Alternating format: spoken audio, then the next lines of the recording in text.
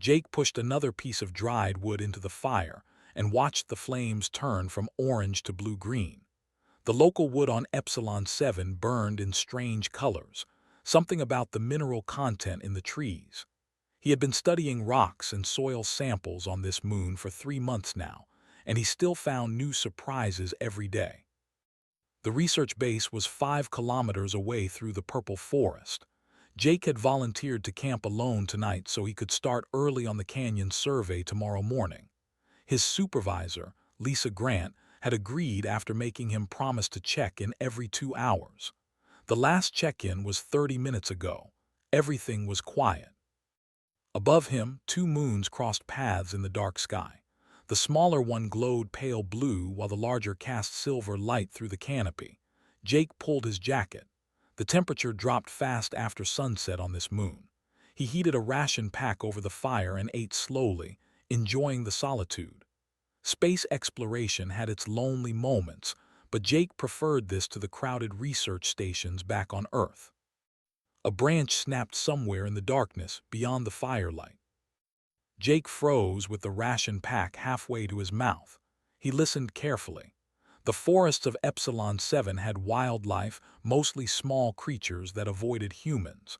The survey team had not found anything dangerous in 3 months of exploration. Still, he reached slowly for the emergency beacon clipped to his belt. Another sound, footsteps, deliberate and careful. "Hello," Jake called out. Maybe someone from the base had come to check on him. "Lisa, is that you?" The footsteps stopped. Silence stretched for several seconds. Then a figure stepped into the circle of firelight. Jake's hand closed around the emergency beacon. The being standing at the edge of his camp was definitely not human. She was tall, perhaps 2 meters, with a slender build that suggested strength despite her thin frame. Her skin was pale, almost white, but it had a strange quality that made Jake's eyes hurt when he looked directly at it. The skin seemed to absorb light rather than reflect it, creating an unsettling effect in the firelight. Her face was angular and beautiful in an alien way, with high cheekbones and a narrow jaw. But it was her eyes that held Jake's attention. They were large and completely black, no whites visible at all. When she opened her mouth to speak, Jake saw elongated canines that were unmistakably fangs. "Please do not be afraid," she said in perfect English. Her voice was soft but clear. "I mean you no harm." Jake's thumb rested on the emergency beacon's activation button. One press and the entire research team would be here in minutes with weapons and protective gear. His heart hammered in his chest, but he forced himself to think clearly. The alien had not attacked. She stood well back from the fire, hands visible and empty. She wore flowing robes made from material that seemed to shift colors in the firelight. "Who are you?" Jake managed to ask. His voice came out steadier than he felt. "My name is," she replied. "I am of the species. I have been observing your people for several weeks. I learned your language from your communications." Observing us, Jake felt a chill that had nothing to do with the temperature. Why? Moved slowly, carefully, like someone approaching a frightened animal. She gestured toward the other side of the fire. "May I sit? This will take some time to explain." Every instinct told Jake to activate the beacon, to get help immediately. But curiosity fought with fear in his mind. This was first contact with an alien species. The moment humanity had dreamed about for generations. If he called for help now, armed security would arrive, and the situation might turn violent before anyone understood what was happening. "Stay on that side of the fire," Jake said firmly, "and keep your hands where I can see them." Nodded and lowered herself to sit cross-legged on the ground across from him. The fire crackled between them, casting dancing shadows across her strange, pale face. Jake kept his hand on the beacon but did not press it yet. "You are afraid," observed. "That is wise. My people are dangerous to most species in this galaxy." "Are you here to hurt me?" Jake asked directly. "No," his black eyes reflected the firelight in an odd way. "I am here because I need your help. My people are dying, and you humans may be the only ones who can save us." Jake frowned in confusion. "I don't understand. You said your people are dangerous. How can we help you?" Was silent for a moment, as if gathering courage. When she spoke again, her words sent shock through Jake's entire body. "My species feeds on the life essence of other beings," she said quietly. "You would call us vampires, I think. We consume blood and energy from living creatures to survive. For thousands of years, we have traveled the stars, feeding on whatever species we encounter. We are feared throughout the galaxy." Jake's hand tightened on the beacon. Every horror story he had ever heard about vampires flashed through his mind. He started to press the button. "Wait," said urgently, raising one hand. "Please listen to what I must tell you. It is why I came." Something in her voice made Jake pause. There was fear there, genuine fear. An apex predator should not sound afraid. He kept his thumb on the button but waited. "5 years ago," continued, "my people encountered humans for the first time. A scout ship found one of your mining colonies. We were excited. A new species meant new feeding grounds. We took 3 of your people and attempted to feed on them." Jake felt sick. "What happened to them?" "They survived," said, "but the 3 who fed on them died within hours. Horrible, painful deaths. We thought it was a mistake, perhaps the humans had been exposed to mining toxins. We tried again with humans from a farming colony. The same result. Every who tried to feed on a human died." Jake stared at her, trying to process this information. "Our blood kills you." "Yes." His voice was heavy with emotion. "Human blood is toxic to the fatally toxic. Your species evolved on what we call a. Your planet Earth has harsh gravity, aggressive diseases, extreme weather, and dangerous predators. Your blood chemistry adapted to survive those conditions. It contains compounds and defensive proteins that are lethal to our biology. So you cannot feed on us," Jake said slowly. "That is why you are not attacking me." "I could not feed on you even if I wanted to," confirmed. "To my people, you are poison. You are the first species we have ever encountered that we cannot consume. The only species in the known galaxy that is completely incompatible with our survival." Jake's mind raced. He lowered his hand from the beacon slightly, though he kept it ready. "Why are you telling me this? Why risk coming here alone?" Met his eyes, and Jake saw something in that alien gaze that surprised him. Desperation, hope, sadness. "Because my younger brother was one of the who died feeding on a human," she said softly. "He did not know the danger. None of them did. And now my people face a crisis we have never known before. Humanity is spreading through the galaxy. You are multiplying and colonizing new worlds rapidly, and we cannot touch you." "So what do you want from me?" Jake asked. "I want peace," said simply. "There are factions among my people who see humanity as a threat that must be eliminated before you grow too powerful. They want to declare war on your species, to destroy you before you spread too far. But I belong to a different group. We believe that coexistence is possible. We think that maybe your very existence will force us to evolve beyond our predatory nature." Jake sat in stunned silence. A vampire alien was asking him, a simple geologist sitting alone by a campfire, to help broker peace between species. "Why me?" he finally asked. "I am just a researcher. I study rocks." "I have been watching your team for weeks," explained. "I studied each of you, learning your patterns and personalities. I chose you because in every action I observed, you showed curiosity and compassion rather than aggression. When you found injured local wildlife, you treated it and released it. When you discovered unusual rock formations, you celebrated their beauty before taking samples. I need someone who will listen before reacting with violence." Jake looked at this alien being across his campfire. Everything about the situation was impossible. Yet here he sat, talking with a creature that should not exist, discussing matters that were far beyond his qualifications. "If I help you," Jake said carefully, "if I take you to meet with human authorities, I cannot promise they will react the way you hope. There will be fear. There will be suspicion. I know, acknowledged, but doing nothing guarantees war. My people will strike at humanity out of fear, and your people will respond. Countless beings on both sides will die. This is our chance to choose a different path. Jake made his decision.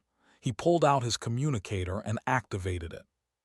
Jake to base, he said clearly. Lisa, I need immediate extraction, and I have a guest with me, a very important guest. There was a pause, then Lisa's voice crackled through. Jake, repeat that. Did you say you have a guest? Jake looked at across the fire.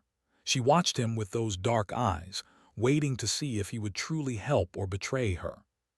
Confirmed, Jake said into the communicator. I have made first contact with an alien species. Send a shuttle, but tell everyone to come unarmed and peaceful. We are going to need diplomats, not soldiers. Another longer pause. Jake, are you under duress? Negative, I am safe.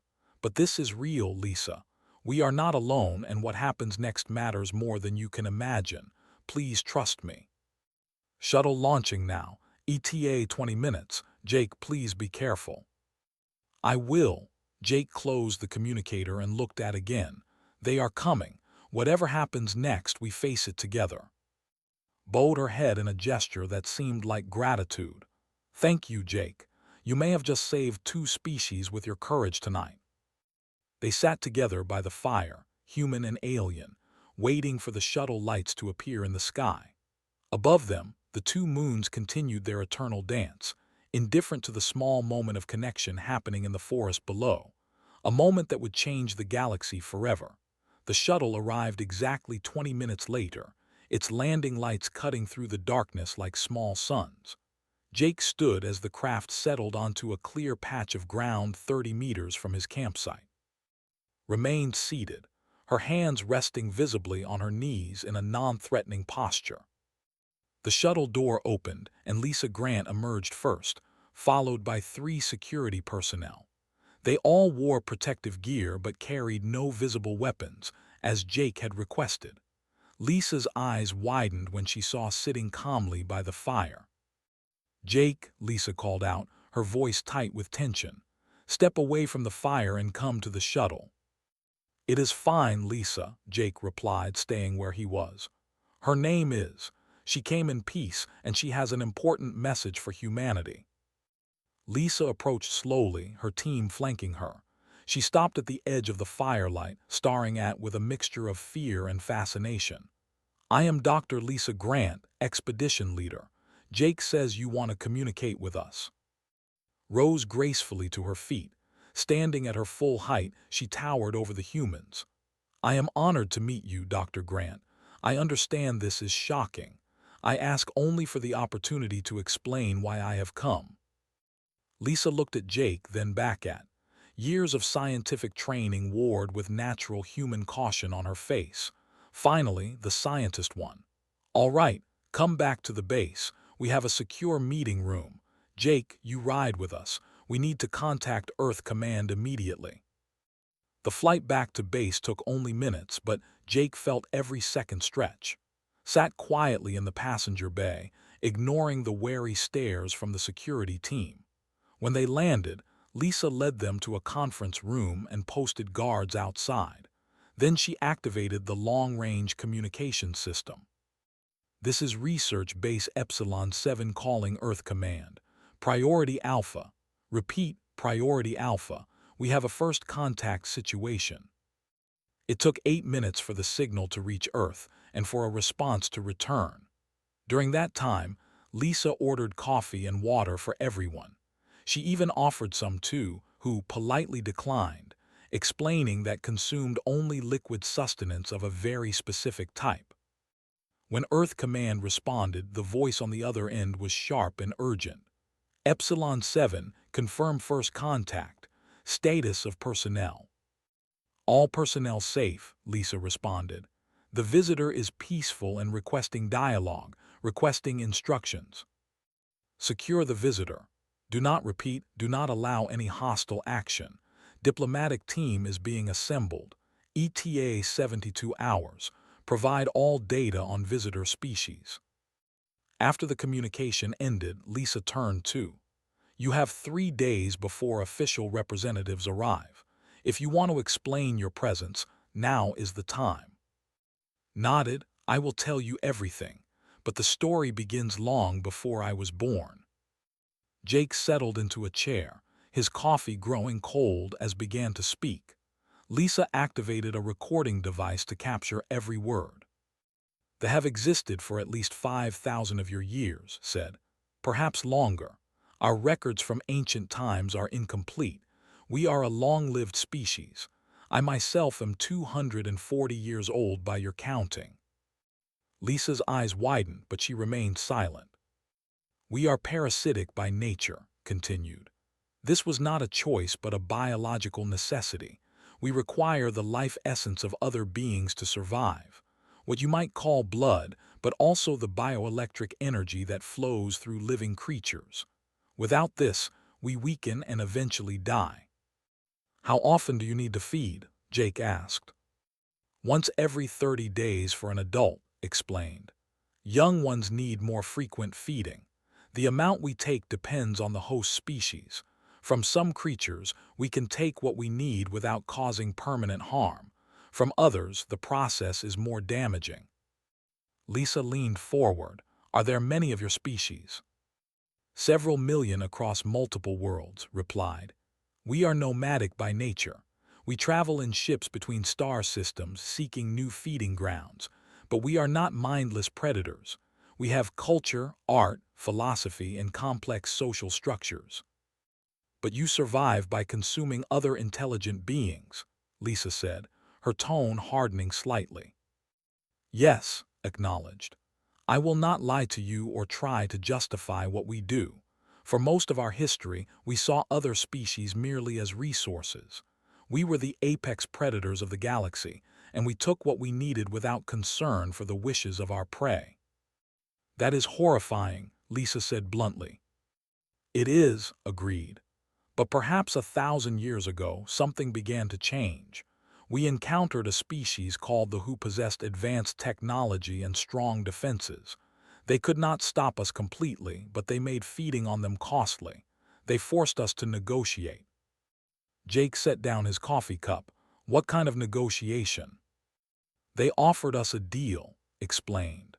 "They would provide volunteers, individuals who would allow us to feed in exchange for protection and access to our technology. It was the first time in history that prey had bargained with us as equals." "And you agreed?" Lisa asked. "Eventually. Not all accepted this arrangement, but enough did that it became a template. Over the following centuries, we established similar agreements with other species. Some civilizations pay tribute in the form of willing hosts. Others trade resources or technology. We are still feared, but we are also part of the galactic community now." "How many species are part of this community?" Jake asked. "Hundreds," replied. "Though humanity knows of none of them yet. You have been expanding into what was previously uninhabited space, but you are approaching regions where established civilizations exist." Lisa stood and paced to the window. "So there is an entire galactic civilization out there, and we have been ignorant of it." "Not ignorant," corrected. "Isolated. This region of space has always been considered too dangerous for colonization due to unstable stars and asteroid fields. Your species chose to settle here anyway. That is one of the things that makes you fascinating. You thrive in conditions that other species avoid." "You said you have been observing us," Lisa said. "How long?" "The first became aware of humanity about 10 years ago when your earliest colony ships were detected. We watched with interest as you established settlements in harsh environments, but we did not make direct contact until 5 years ago." His expression darkened. Jake saw genuine pain cross her alien features. "A scout ship encountered a human mining colony on the edge of your space," she continued. "This was standard procedure for us. Find a new species, capture a few specimens, test compatibility, and determine if they can serve as a food source." "What happened?" Jake asked, though he already knew part of this story. 3 boarded the mining station. They found 3 human workers and attempted to feed on them. According to the reports, the feeding seemed normal at first. The humans were unconscious but alive. They consumed their blood and energy as they had done countless times with other species. Paused, her hands clenching. Within 3 hours, all 3 began experiencing severe pain. Their bodies rejected the human essence. Within 6 hours, all 3 were dead. It was agonizing. They died screaming. The room fell silent. Lisa and Jake exchanged glances. Finally, Lisa spoke. "And the human workers?" "They survived," said, "weakened but alive. The scout ship fled, taking the bodies of their dead back to our nearest settlement. The incident caused shock among my people. Nothing like this had ever happened before." "But you tried again," Jake said. "It was not a question." "Yes." His voice was heavy with regret. "Our leaders thought it must have been the mining environment. Perhaps the humans had been exposed to toxic chemicals or radiation that poisoned them. So another team approached a different human colony, this one agricultural. They took 2 farmers who had no exposure to industrial toxins." "And," Lisa prompted. "2 more died. Same symptoms, same timeline. That was when our scientists began serious analysis. They studied the human bodies carefully. They analyzed human blood, tissue, genetic code, everything." "What did they find?" Lisa asked. Stood and walked to the window, looking out at the purple forest. "Your world, Earth, is what galactic civilization calls a. Your planet has gravity 20% higher than the galactic average. Your atmosphere contains high oxygen levels that are actually toxic to many species. Your weather patterns are violent and unpredictable. Your planet harbors aggressive microorganisms and dangerous predators." "And that made our blood toxic to you?" Jake asked. "Humanity evolved under constant biological and environmental threat," explained. "Your blood contains immune factors that would kill most galactic pathogens. Your iron chemistry is in molecular forms that are rare in the galaxy. Your cells have defensive proteins designed to fight off Earth's aggressive microbes. All of this combines to create a biochemistry that is fundamentally incompatible with biology. So we are naturally poisonous to you," Lisa said slowly. "Fatally so," confirmed. "Any who attempts to feed on a human will die. There is no cure, no treatment. Contact with human blood or tissue causes an immediate and irreversible reaction." Jake thought about the implications. "So your people face a problem. Humans are expanding and you cannot feed on us." "Worse than that," said. "You are spreading rapidly. Your species reproduces faster than most galactic civilizations. You settle in harsh environments that others avoid.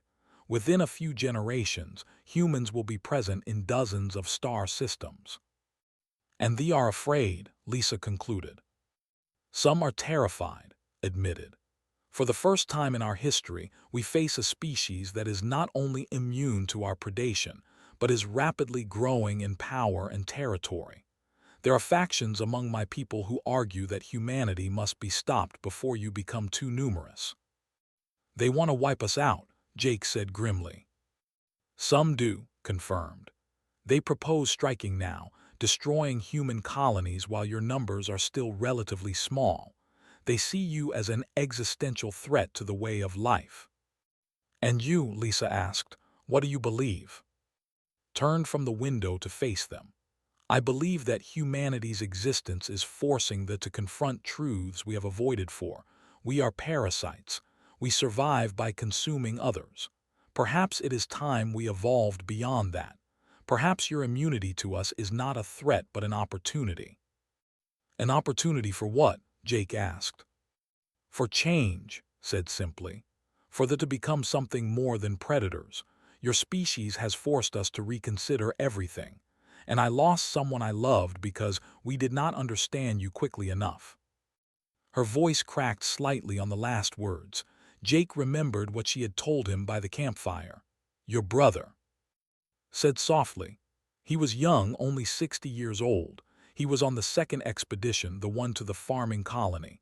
He died slowly over 6 hours. I was there. I held him as the human essence destroyed his body from the inside. He kept asking me what was wrong, why it hurt so much. I could not save him. Tears, if that was what they were, formed in his dark eyes. They were silver, catching the room's light as they fell. I am sorry, Lisa said quietly, truly. He did not know, continued. None of them knew the danger. If we had understood humans better, if we had approached you differently, he might still live. That is why I am here. I will not let more deaths happen because of ignorance and fear. I will not let my people start a war that will destroy both our species. Jake stood and approached carefully. You took a huge risk coming here alone. Your people might see this as betrayal. Perhaps, acknowledged. But I believe this is the only path forward. The war faction grows stronger every day. If I do nothing, conflict becomes inevitable. At least this way there is a chance. A chance for what? Lisa asked. For peace, said. For my people and yours to find a way to coexist. To learn from humanity that strength does not require predation. For humans to learn that even predators can change. Lisa looked at Jake, then back at. The diplomatic team will be here in 3 days. Until then, you are our guest. We will provide quarters and whatever you need. But I have to ask, what exactly do you want from us? Met her gaze steadily. I want you to meet with the peace faction. I want dialogue instead of weapons. I want both our species to survive what comes next. And I want humans to know the truth about the galaxy you are entering, because there are threats out there far worse than the... What do you mean? Jake asked. That is a discussion for another time, said. For now, I have told you the history of my people. You know what we are and what we have done. The question is, will you help us find a better path? Lisa and Jake looked at each other. The decision they made would affect billions of lives on both sides. Finally, Lisa spoke. We will help, but understand this. If your people threaten humanity, we will defend ourselves. We may be new to the galactic stage, but we are not helpless. I would expect nothing less, replied. And I hope it never comes to that, because if it does, both our species will lose far more than we could ever win. For 3 days, Jake sat within the conference room while Earth Command made their preparations. Lisa had given him permission to act as the primary liaison, recognizing that had chosen him specifically for this role. The security team watched from outside, but inside the room, human and alien talked like old friends. Why did you choose me? Jake asked on the second day. They were sharing a meal, or rather Jake was eating while watched. She had explained that she could survive several weeks without feeding, though it would weaken her. I watched all of your team, replied. Dr. Grant is strong and intelligent, but she thinks like a commander, always calculating risks and benefits. The security personnel are trained to see threats first, but you, Jake, you see wonder before danger. Is that a good thing? Jake asked with a slight smile. For this situation, yes, said. When you found that injured tree crawler last month, you spent 2 hours treating its wounds before releasing it. Anyone else would have simply recorded the species data and moved on. That showed me something important about your character. Jake remembered the small, 6-legged creature he had found with a broken limb. It had taken patience to convince it he meant no harm. You were watching even then. I have been observing your camp for 5 weeks, confirmed. I needed to understand humans beyond just scientific data. I needed to know if you were capable of empathy toward beings different from yourselves. And are we? Jake asked. You are, said simply. That is why I have hope. On the 3rd day, the diplomatic shuttle arrived. Ambassador Helen emerged with a full team of negotiators, scientists, military advisors, and cultural specialists. She was a woman in her 60s with sharp eyes and an air of competence that filled the room when she entered. I am Ambassador, she said, shaking Jake's hand firmly before turning to. And you are the reason I just spent 3 days in faster-than-light travel.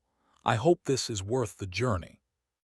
I believe it is, Ambassador replied. though that is for you to judge. Took a seat and gestured for her team to do the same. The small conference room suddenly felt very crowded. Before we begin, I need to contact your people. Do you have the capability? Produced a small device from her robes. I can send a quantum-entangled signal. My people have been waiting for my word.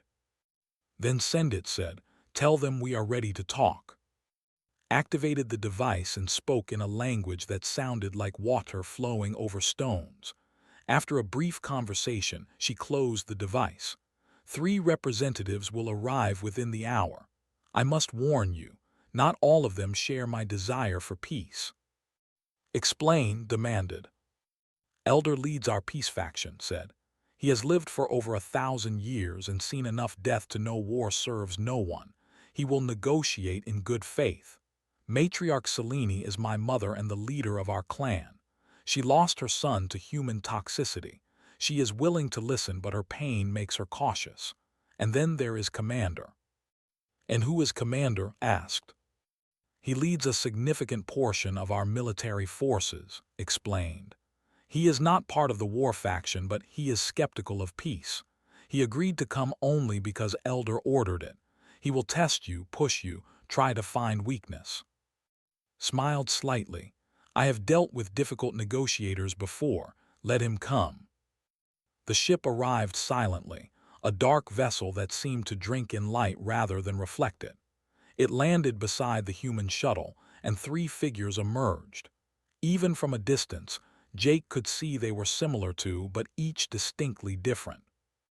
Elder was ancient. His skin had a gray quality that suggested great age, and he moved slowly but with dignity. Matriarch Selene was taller than, her bearing regal and commanding.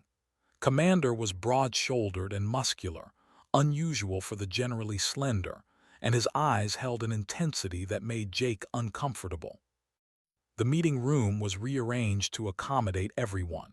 2 tables faced each other with a space between. Humans on one side, on the other.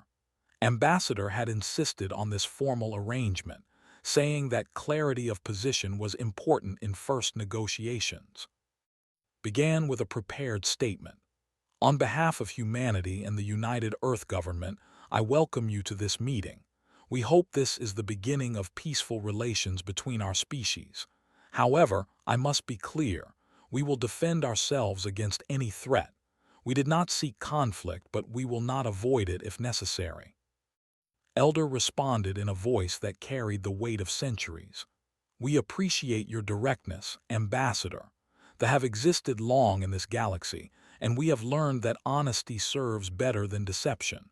We too hope for peace, though the path to it may be difficult. Then let us speak plainly, said. Your species feeds on other intelligent beings. That is fundamentally at odds with human values. We believe in the right of all sentient creatures to live free from predation. How do you expect us to accept peaceful relations when your survival requires the suffering of others? Commander leaned forward, his voice sharp. You humans eat animals, do you not? You farm them, cage them, kill them for food. How is that different from what we do? Animals are not sentient in the way we are discussing, countered. They do not have language, culture, or the ability to negotiate. You feed on beings who can speak, think, and feel as we do. Not all species we feed on are equally intelligent, Matriarch Selene interjected. And we have established agreements with many. They volunteer in exchange for benefits. Is that truly so different from your employment relationships? You trade labor for resources. Jake watched the exchange, seeing both sides struggle with fundamental differences in worldview. He raised his hand slightly, noticed and nodded for him to speak. May I say something? Jake asked. When gestured agreement, he continued. I think we are asking the wrong questions. The real question is not whether the feeding on others is acceptable by human standards. The question is whether we can coexist despite our differences. Go on, Elder encouraged. Humans cannot be a food source for the, Jake said. Our biology makes that impossible, so they have to find other sources. That means they need access to non-human species.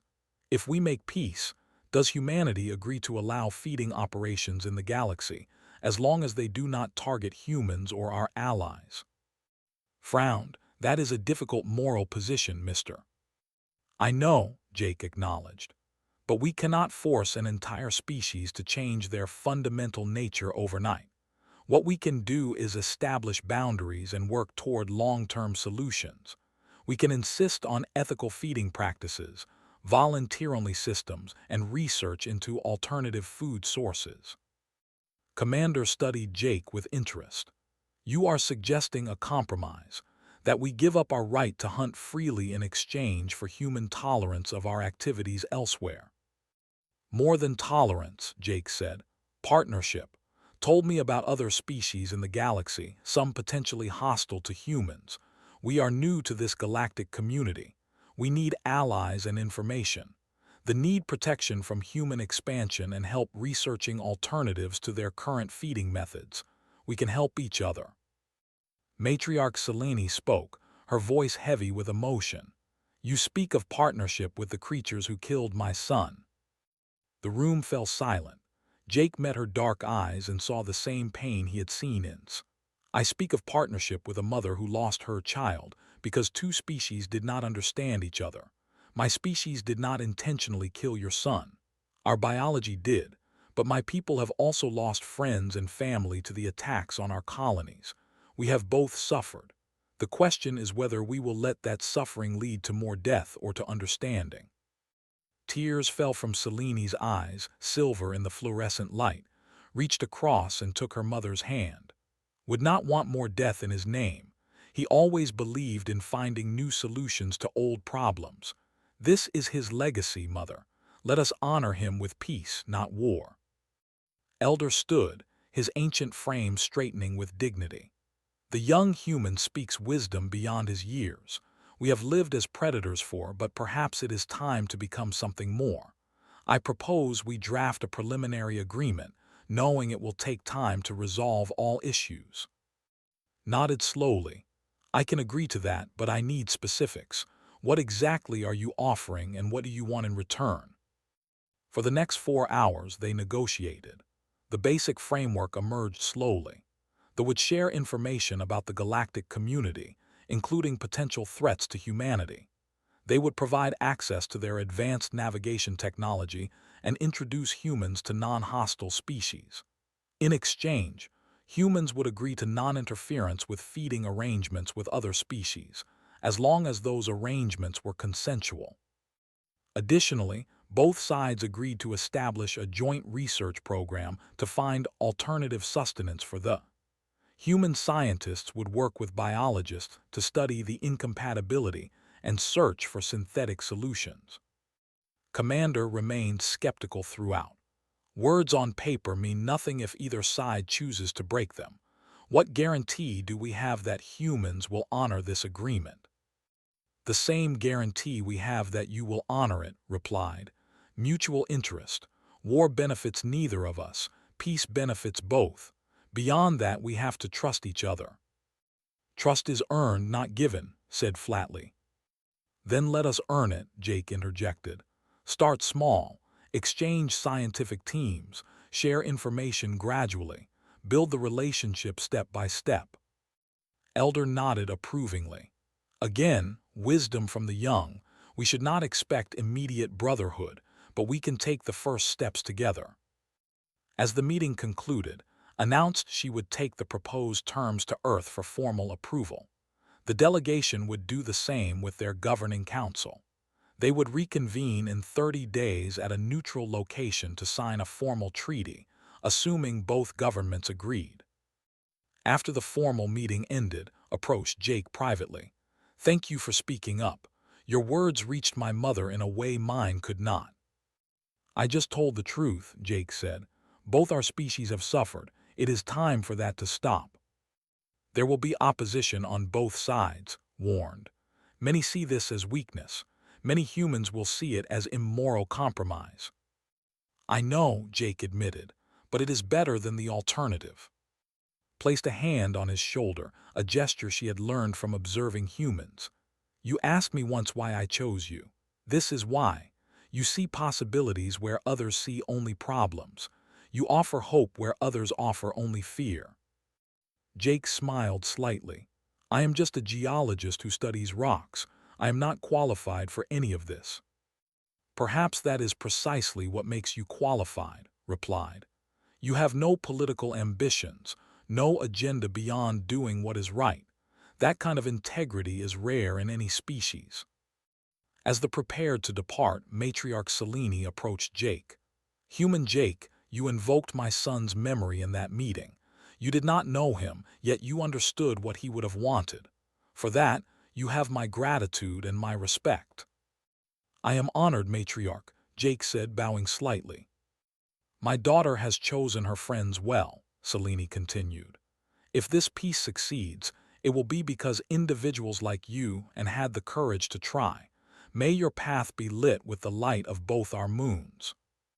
After the departed, Ambassador pulled Jake aside. The geologist who became a diplomat. The government is going to want you involved in this going forward. You have built a rapport with that could be valuable. I just want to go back to studying rocks, Jake protested weakly. Laughed. I do not think that is an option anymore, mister. You have started something important. History will remember what happened here today. Jake watched the ship lift off into the purple sky. He thought about the campfire where this had all begun, about courage in approaching him, about the choice he had made to listen rather than activate his emergency beacon. Sometimes, he realized, the most important decisions were made by ordinary people in extraordinary moments. He had been given a choice that night by the fire, fear or understanding. He had chosen understanding, and now the entire galaxy might change because of it. Lisa found him standing at the window. Quite a week for you, Jake. First contact, diplomatic negotiations, and possibly changing the course of history. How does it feel? Terrifying, Jake admitted. What if I am wrong? What if trusting them leads to disaster? What if not trusting them leads to worse? Lisa countered. You made the best choice you could with the information you had. That is all anyone can do. Jake nodded, still watching the sky where the ship had disappeared. Somewhere up there, among the stars, two species were about to decide their shared future. And it had all started with one frightened geologist who chose to listen to a vampire alien by a campfire. Let us hope both sides choose wisely, he said quietly. They will, Lisa replied with more confidence than she felt. Because people like you and will make sure they do. 30 days passed faster than Jake expected. He spent most of that time on Earth, shuttling between government offices and scientific facilities. Everyone wanted to hear his account of first contact. Everyone had opinions about the proposed treaty. Many of those opinions were hostile. You want us to ignore the fact that these creatures eat people, Senator Williams demanded during one particularly tense briefing. To just look the other way while they prey on other species. We are not in a position to police the entire galaxy, Jake replied, fighting to keep his voice calm. He had delivered this same argument dozens of times in the past month. They have been doing this for thousands of years. One treaty will not change their fundamental nature overnight. What we can do is establish a relationship that allows us to encourage better practices over time. It is a moral failure, Williams insisted. We should be defending the innocent, not making deals with monsters. Ambassador stepped in smoothly. Senator, with respect, we are one species in a galaxy of hundreds. We know almost nothing about the political landscape out there. Declaring war on thee as our first act on the galactic stage would be suicide. They have technology and alliances we cannot match. The debate continued for weeks. Public opinion was sharply divided. Some saw the treaty as a necessary compromise. Others viewed it as collaboration with evil. Protests erupted in major cities. Religious leaders argued both for and against the agreement. The media ran constant coverage, with experts offering conflicting analyses. Jake tried to stay out of the spotlight, but that proved impossible. He gave interview after interview, explaining what he had seen and learned. Story about her brother resonated with many people, but others dismissed it as manipulation. "How do we know they are telling the truth?" one interviewer asked. "Maybe this is all an elaborate trap." "I looked into his eyes when she talked about her brother dying," Jake replied. "Pain is universal. Grief is universal. I believe her." Through it all, Jake maintained contact with through secure quantum communications. She reported similar divisions among the war faction was growing louder, arguing that negotiating with prey was humiliating. Several colonies had refused to recognize the peace talks. "Commander is working to keep the military neutral," told him during one call. "But his influence has limits. If the treaty is rejected, war becomes almost inevitable." "Same here," Jake admitted. "Half of Earth's government thinks we are being weak. The other half thinks we are being practical. I do not know which way the vote will go." "Whatever happens," said, her image flickering slightly on the screen, "thank you for trying. You gave us a chance we would not have had otherwise." 5 days before the scheduled signing ceremony, the Earth government voted. The results were close, 62% in favor, 38% against. The treaty would proceed, but the narrow margin showed how divided humanity remained. The Council also approved the treaty, though their vote was even closer. Elder reported that 30 clans had refused to participate, declaring the treaty invalid for their territories. It was not a full rebellion, but it was a warning sign. The signing ceremony was scheduled for a neutral space station that the had constructed specifically for this purpose. It orbited an uninhabited planet in a system claimed by neither species. Jake traveled there aboard a human diplomatic vessel, his stomach tight with anxiety. The station was enormous, built to accommodate multiple species with different environmental needs. The central meeting chamber was a marvel of engineering, with adjustable gravity, atmosphere, and temperature controls for different sections.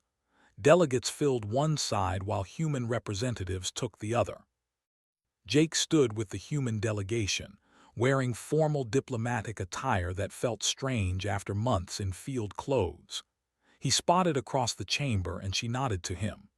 Beside her stood Elder, Matriarch Selene, and Commander, along with dozens of other officials. Ambassador led the human delegation, flanked by military advisors and government ministers. The atmosphere was tense, formal, nothing like the relatively relaxed negotiation sessions on Epsilon 7. The ceremony began with formal statements from both sides. Elder spoke for his ancient voice carrying clearly through the translation system. "Today we take the first step toward a new future, for the have existed as predators. We have fed on countless species across countless worlds, but we have never before encountered a species we could not consume, a species that forced us to see ourselves differently. Humanity has become a mirror showing us what we truly are, and perhaps what we might become." Ambassador responded for humanity. "We come to this chamber with hope but also with caution. We are new to the galactic community, and we know our ignorance is vast, but we bring with us the lessons of our own difficult history. Humanity has learned, slowly and painfully, that different peoples can coexist if they choose understanding over conflict. We offer that choice to the today." The treaty document was massive, covering everything from territorial boundaries to technology exchange to joint research programs. Each article was read aloud and formally acknowledged by both sides. The process took hours. Jake's attention wandered during some of the more technical sections. He found himself watching the delegates, trying to read their alien expressions. Some seemed genuinely hopeful. Others looked angry or resentful. Commander's face was carefully neutral, revealing nothing. Finally, they reached the core provisions. They agreed to cease all hostile actions against human territories and to share critical information about the galactic community. Humanity agreed to non-interference with feeding operations and to contribute resources to research on alternative sustenance methods. A special provision addressed the question that had generated the most controversy. What would happen if they attempted to feed on species that sought human protection? The compromise was complex, but essentially gave humanity the right to offer asylum to any species fleeing predation, while they retained the right to maintain their existing agreements with tributary species. It will not satisfy anyone completely, had explained to Jake earlier, but that is the nature of compromise. Both sides give up something they want.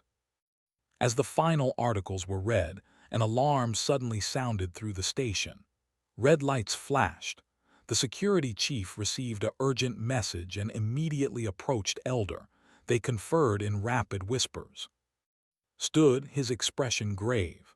I must inform this assembly that we have received a distress call. A human colony ship has been attacked. The attackers identified themselves as the Children of Blood, a war faction that has rejected this treaty. Shock rippled through the human delegation, was on her feet immediately. How many casualties? The transmission was cut off mid-message, replied. We do not know, but I assure you this attack was not sanctioned by the government. The Children of Blood are renegades. Convenient timing, one human admiral muttered loudly, right before the treaty signing. This is precisely what they want, Commander said, speaking up for the first time. The war faction seeks to sabotage this peace. They attack humans to provoke a military response. If we respond as they expect, the treaty dies and war becomes inevitable. Looked at Jake, then at the assembled delegates. What do you propose, Commander? A joint response, said. Human and forces, working together to rescue survivors and capture the attackers. Show the galaxy that our alliance is real, not just words on paper. The human military advisors immediately began objecting. We cannot coordinate military operations with an unknown force. We have no established protocols, no shared communication systems. Then we create them now, interjected, moving to stand beside. Every moment we debate is a moment those colonists suffer. My people have faster ships. Your people have weapons that can disable vessels without destroying them. Together, we can stop this attack and send a message to both our war factions. Ambassador made a decision that Jake knew would define her legacy. Agreed, but I am sending Jake as our liaison with the forces. He understands both sides better than anyone. What? Jake stammered. I am not a soldier, I am a geologist. You are the bridge between our species, said firmly. And right now we need that bridge to be strong. Will you do this? Jake looked at, who nodded encouragingly. He thought about the colonists under attack, people who had done nothing wrong beyond being human in a galaxy that did not understand them yet. He thought about the treaty hanging in the balance. Yes, he said, I will do it. Within minutes, Jake found himself aboard a military vessel with Commander and a human tactical team. The ship was fast, incredibly fast. It moved through space in ways that human ships could not match, bending reality itself to cover vast distances.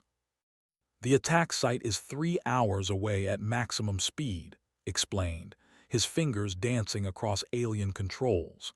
The colony ship is called the New Horizon. 500 passengers, mostly families heading to establish a new settlement. The human tactical officer, Lieutenant Corinne Brooks, studied the readouts with professional focus. What kind of weapons do these renegades have? Similar to our own, replied, but they will not be expecting a joint force. That gives us an advantage. As they traveled, Jake learned more about the Children of Blood. They were a radical faction that believed they should purge the galaxy of any species that resisted their predation. They saw humanity as an abomination, a toxic species that threatened the natural order. They have perhaps 20 ships, explained. Not enough to fight a real war, but enough to cause significant damage. If this attack succeeds, it will undermine everything we have worked for. Then we do not let it succeed, Jake said with more confidence than he felt. The 3 hours passed in tense preparation. Brooks and worked out basic tactical coordination, adapting human and military doctrine to work together. It was crude, improvised, but it was something. When they arrived at the attack site, Jake's blood ran cold. The New Horizon drifted in space, its hull breached in multiple places. 3 vessels circled it like predators around wounded prey. As they watched, one of the ships docked with the colony ship. "They are boarding it," Brooks said grimly, "trying to take survivors." "Not on my watch," growled. He activated the communication system. "Children of blood vessels, this is Commander of the Defense Force. You are ordered to withdraw immediately and surrender to our custody." The response was defiant laughter. "The betrayer! We heard you had sold our people to the humans. We do not recognize your authority." "Then recognize this," replied, and his ship fired. The weapons were precise, disabling the renegade ship's engines without destroying it. But the other 2 vessels immediately opened fire on ship. The human tactical team coordinated their response, using targeting data from both and human sensors to maximize effectiveness. Jake held on as the ship maneuvered violently. He had no role in the battle itself, but he watched everything, knowing he would need to report accurately on what happened here. The fight was brutal but brief. The renegades had not expected organized resistance. Within 20 minutes, 2 of the 3 ships were disabled and drifting. The third attempted to flee, but a human interceptor squadron that had followed at maximum speed arrived just in time to cut off their escape. "New Horizon, this is Commander. Do you have survivors?" The response was weak but present. "This is Captain of the New Horizon. We have 412 survivors, 88 dead. The boarders are still on our ship." "Hold position," ordered. "Boarding team, prepare for close combat." What followed was the most terrifying hour of Jake's life. He insisted on joining the boarding party despite both and Brooks arguing against it. "I need to see this," he said simply. "The treaty depends on both sides trusting each other. Someone needs to witness what happens here." The boarding team was mixed, and human soldiers working side by side. They moved through the damaged colony ship carefully, finding survivors huddled in sealed compartments. The renegade had taken several hostages to use as shields. The standoff ended when Matriarch Selene herself entered the ship. She had followed on a second vessel and now confronted the renegades directly. "You disgrace our species," she told them coldly. "You kill in the name of pride, but you only prove that we are nothing more than beasts. Surrender now, or I will personally ensure your names are erased from all records." The weight of her authority, combined with the overwhelming force surrounding them, broke the renegades' resolve. They surrendered without further violence. As medics from both species worked to treat the wounded, Jake walked through the damaged ship. He saw human families clutching each other, traumatized but alive. He saw soldiers helping human engineers repair life support systems. He saw comforting a human child who had lost her parents in the attack. This, he realized, was what the treaty meant in practical terms. Not just words and diplomatic niceties, but real people from different species choosing to help each other in crisis. Captain found Jake in the ship's damaged command center. "You are the one who met with them first, right? The geologist." "That is me," Jake confirmed. Gripped his hand firmly. "Then you saved our lives. If this treaty had not been in process, if human and forces had not been ready to cooperate, we would all be dead. Thank you." "Thank Commander and Matriarch Selene," Jake said. "They are the ones who acted." "Because you gave them a reason to," replied. "Do not underestimate what you have started." The journey back to the treaty station took 6 hours. During that time, news of the joint rescue operation spread across both human and space. Public opinion shifted dramatically. On Earth, support for the treaty jumped to 80%. Among the war faction lost significant ground as their most radical elements were revealed as hostage takers and killers of innocents. When Jake returned to the treaty station, the signing ceremony resumed. This time, the atmosphere was different. The treaty was no longer just a political document.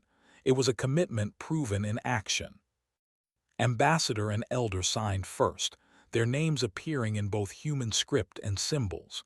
Then came the other officials, one after another, formally binding their peoples to this agreement. When it was done, spoke again. What happened today could have destroyed this peace. Instead, it strengthened it. We proved that humans can fight together, can protect each other, can choose cooperation over conflict. This is the future we have chosen. Added, there will be more challenges ahead, more violence from those who reject this path. But we have shown that another way is possible. We have shown that even the most unlikely allies can stand together. After the ceremony, Jake stood together at an observation window, looking out at the stars. "We did it," said quietly. "Against all odds, we actually did it." "We started it," Jake corrected. "The hard part comes next, making this peace last." "I know," said, "but I believe we can. Not because it will be easy, but because people like you and me will keep working at it."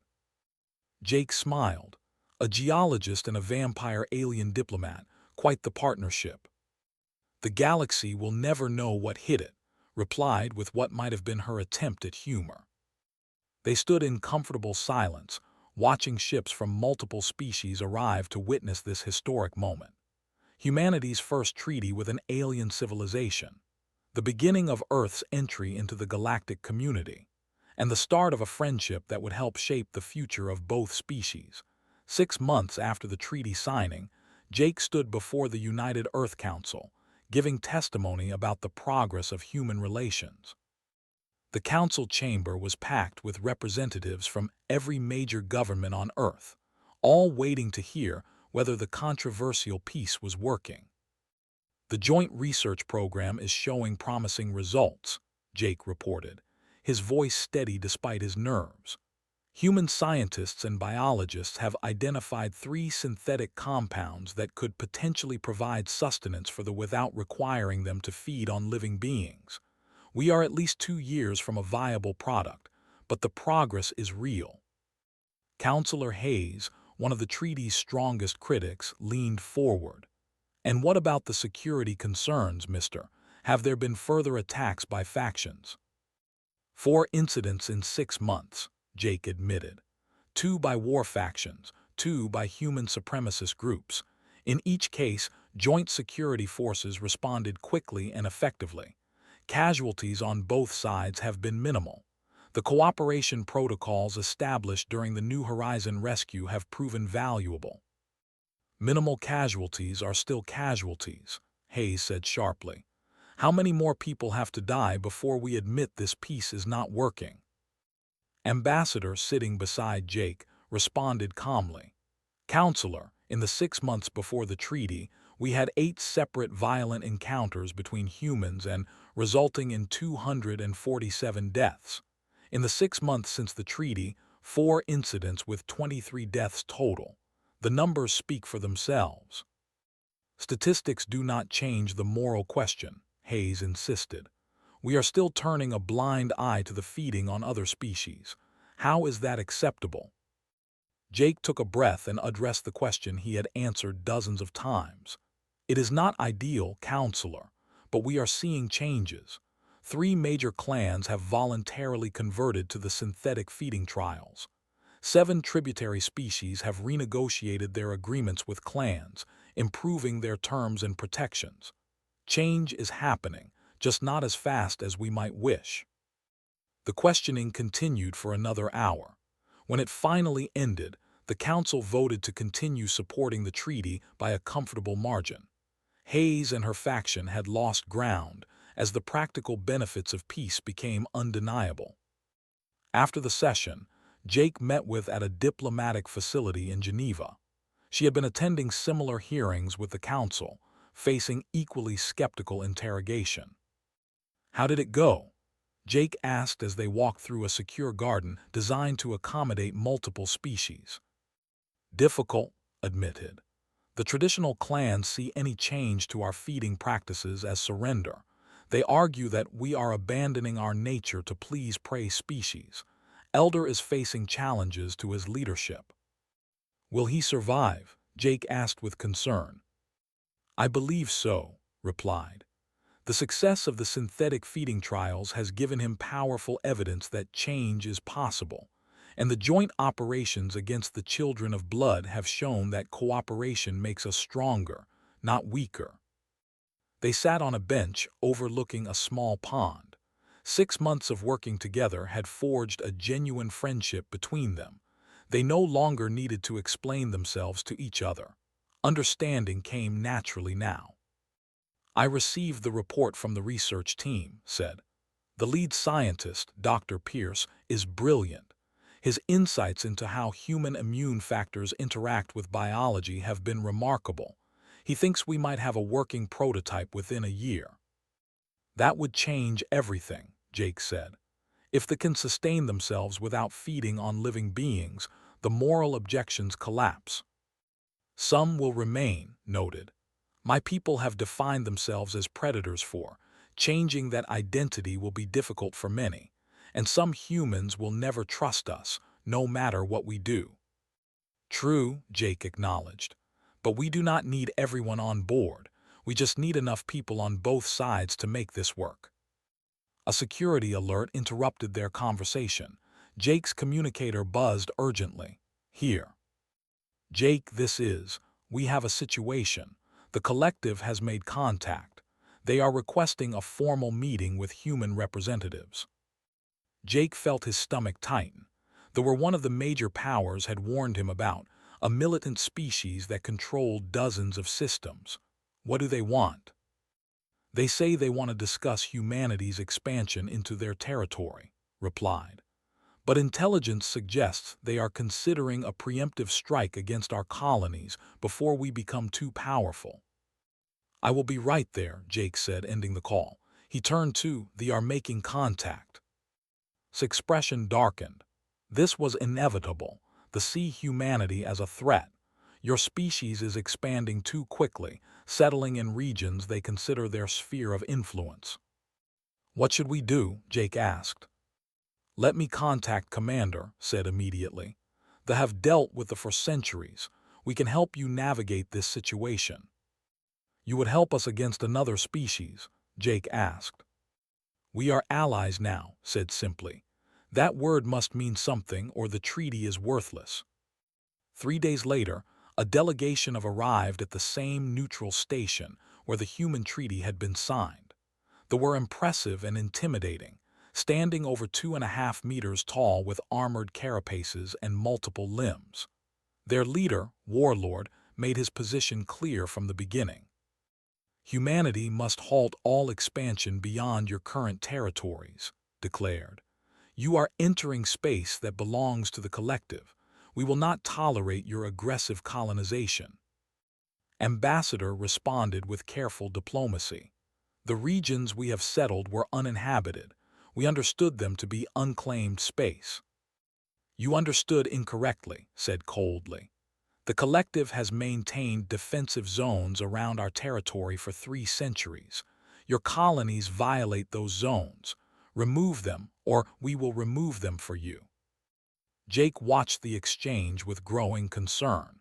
This was exactly the kind of confrontation that could lead to war. But then Commander stepped forward, his presence commanding immediate attention. Warlord said formally, you speak of removing human colonies. Are you prepared to fight both humanity and to do so? His multiple eyes focused on with surprise. They are allied with the humans. This is unexpected. We have a formal treaty, confirmed. An attack on humanity is an attack on the. I suggest you reconsider your position. The dynamic in the room shifted immediately. They had not expected to support humanity. Their military calculations suddenly became much more complicated. This changes nothing, insisted, but his tone had lost some of its certainty. We still demand that humans cease their expansion. Then let us negotiate boundaries, suggested. Surely we can find a compromise that protects security without preventing human growth. What followed were intense negotiations that lasted for 2 weeks. Jake and the other liaisons worked around the clock to find solutions. The breakthrough came when they offered to mediate, using their long relationship with to build trust. The final agreement established clear boundaries for human expansion, with buffer zones to protect interests. In exchange, the formally recognized humanity's right to exist and expand within agreed limits. It was not friendship, but it was better than war. "You see," told Jake after they departed, "this is the value of our alliance. Alone, humanity would have faced a military confrontation you could not win. Together, we changed the political calculus." "We owe you a great debt," Jake said sincerely. "You owe us nothing," replied. "We are partners. Your success is our success." Over the following months, the pattern repeated. Other species made contact with humanity, some peaceful, some hostile. In each case, the alliance proved valuable. They introduced humanity to friendly civilizations, helped negotiate with difficult ones, and stood beside human forces when threats emerged. The joint research program continued to make progress. Dr. Pierce's team successfully created a synthetic compound that could sustain for up to 10 days without side effects. It was not perfect, but it was revolutionary. The council authorized large-scale production, and volunteers from multiple clans began transitioning to the synthetic diet. Not everyone accepted the changes. A radical group called the Purists rejected the synthetic compounds entirely, arguing that abandoning natural feeding was abandoning their species' soul. Several human colonies also refused to recognize the treaty, declaring independence from Earth to avoid association with the. "There will always be resistance," Elder told Jake during one of their regular meetings. "Change frightens people, but what you started has momentum now. Each success makes the next one easier." A year after the treaty signing, Jake was formally appointed as Earth's ambassador for relations. It was a new position created specifically for him, recognizing that traditional diplomacy needed to adapt for a galaxy of diverse species. Received a similar appointment from the Council, becoming their chief liaison to humanity. Together, they traveled to dozens of worlds, giving presentations, negotiating agreements, and demonstrating that cooperation between very different species was possible. Their friendship became something of a symbol. News organizations across human space ran stories about the geologist and the vampire alien who had changed the galaxy. Some of the coverage was positive, some critical, but all of it spread the message that peace was working. One evening, Jake returned to Epsilon 7, to the exact spot where they had first met. The research base was much larger now, expanded to accommodate scientists from multiple species, but this particular clearing had been preserved as a memorial site. They rebuilt the campfire, using the same local wood that burned blue-green. As the flames flickered in the darkness, they sat in comfortable silence, remembering how far they had come. "Do you ever regret it?" Jake asked, "coming to me that night, taking such a huge risk?" "Never," said firmly. "That risk saved my people. It saved yours too, and it gave me a friend I treasure more than any treasure in the galaxy." Jake smiled. "I was so scared that night, I almost pressed the emergency beacon." "I was terrified too," admitted. "I thought you might attack me or flee in panic. Instead, you chose to listen. That choice changed everything." "What you said shocked me so much," Jake recalled. "That humans were toxic to your kind, that you needed our help. It seemed impossible that anything good could come from that." "Sometimes our greatest weaknesses become our greatest strengths," reflected. "This inability to feed on humans forced us to see you as equals rather than prey. It forced us to evolve. Your toxicity to us might have saved us from ourselves." A shuttle appeared in the night sky, descending toward the base. It carried a delegation of scientists, coming to join the synthetic feeding research program. More species were taking interest in the human partnership, seeing it as a model for their own challenges. "Look at that," Jake said, pointing to the shuttle. "A year ago, we were alone in this forest, not knowing if anyone would listen. Now there are dozens of species working together because of what we started." "Not because of us," corrected gently, "because people chose to give peace a chance. We just showed them it was possible." They watched the shuttle land, then turned their attention back to the fire. The flames danced in the darkness, casting light against the shadows, just as they had a year ago. "I used to study rocks," Jake said with a slight laugh. "Simple, predictable, unchanging rocks. Now I spend my days negotiating with alien warlords and testifying before councils." "Do you miss the simple life?" asked. Jake considered the question seriously. "Sometimes. But then I think about the New Horizons survivors, about the families we saved. I think about the who no longer have to feed on unwilling hosts. I think about all the conflicts we have prevented, and I know I am exactly where I need to be." "As am I," agreed. "My brother's death had meaning. It brought our species together. Every day we maintain this peace honors his memory." The fire burned lower, embers glowing in the darkness. Above them, the twin moons of Epsilon 7 crossed paths in the sky, just as they had that first night. Two celestial bodies on different paths, briefly sharing the same space, creating light together. "What do you think will happen next?" Jake asked. "More challenges," said honestly. "More species making contact. More opposition from those who fear change. The purists are growing bolder. The human isolationist movements are gaining members. We will face tests worse than anything we have seen so far." "But we will face them together," Jake said. "Together," confirmed. "That is what makes the difference." As the campfire burned down to its final embers, Jake reflected on the impossible journey from that first terrifying encounter to this moment of friendship and accomplishment. He had been just a geologist, studying rocks on a remote moon. Had been just another, living the life her species had always lived. But one choice, one decision to listen instead of fear, had changed both their lives and potentially the fate of the entire galaxy. They had proven that the most unlikely beings could find common ground, that differences did not have to mean conflict, that evolution was not just biological but could be cultural and moral as well. They were learning to be more than predators. Humanity was learning to navigate a complex galaxy with wisdom rather than just force, and both species were learning that true strength came not from domination but from cooperation. "Jake," said as they prepared to leave the clearing, "thank you for not running away that night. Thank you for giving us a chance." "Thank you for having the courage to ask for one," Jake replied. "You risked everything approaching me alone." They walked back toward the research base together, leaving the dying fire behind. Tomorrow would bring new challenges, new negotiations, new opportunities to prove that the peace they had forged could last. But tonight, they had returned to where it all began, to remember and honor the moment when everything changed.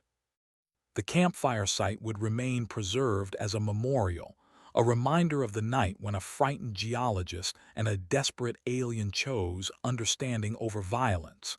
Historians would study this place. Diplomats would visit it for inspiration. Children of multiple species would learn about what happened here. But for Jake, it would always be something simpler and more personal. It was the place where an unlikely friendship began. The place where two individuals from incompatible species proved that compatibility was a choice, not just a biological fact. As they reached the base, turned to look back one more time. The galaxy will never be the same because of what happened at that campfire. "No," Jake agreed, "it will not, and that is a good thing." They entered the base together, ready to face whatever the future held. Behind them, the last embers of the campfire faded into darkness, but the light they had kindled that night continued to spread across the stars, illuminating a path toward a future where even the most different beings could learn to live together in peace. The story that began with a shocked geologist and a vampire alien by a simple campfire had become the foundation of a new era in galactic history. And it all started because two individuals made the hardest and most important choice any being can make: to see beyond fear and find the possibility of understanding.